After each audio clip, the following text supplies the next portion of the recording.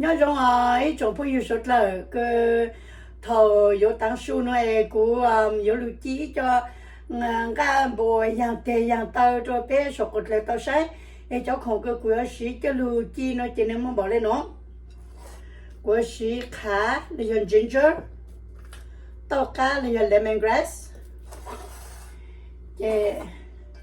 chicken flavor J là dùng salt oyster sauce, hoisin sauce, black soy sauce. Hai cho cam bồ rong lên nó, cho yang tê yang tao rong lên nó nè. Chỉ của tôi muốn rốt tăng là chỉ của muốn làm cho mình chi. Trong chế.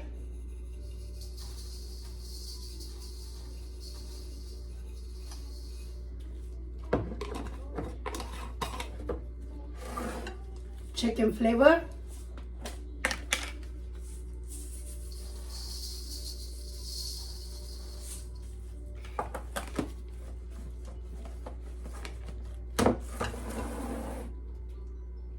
hoisin sauce,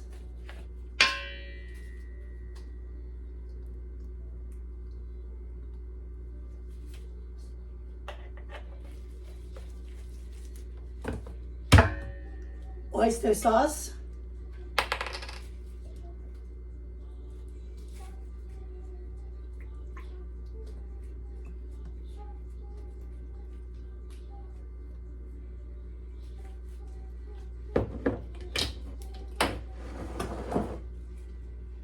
black soy sauce,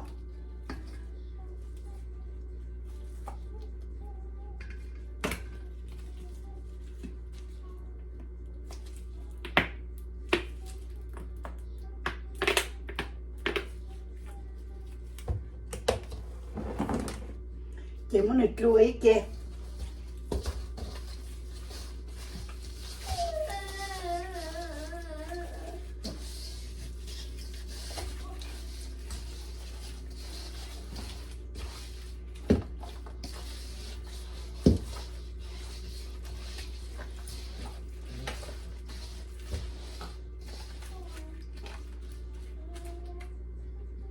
Okay, lưu thành hình trong này nó.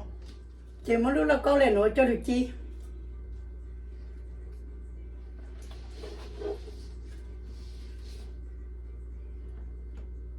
Cho lên nó nào.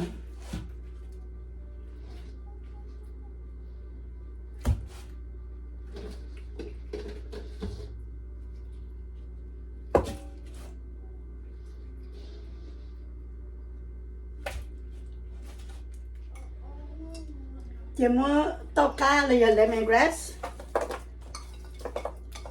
cá là dùng ginger, cho được nó.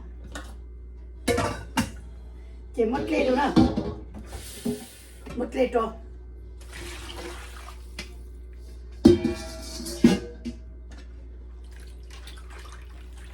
Ok, lên nó trên này sau là. Chỉ muốn là hậu khứ.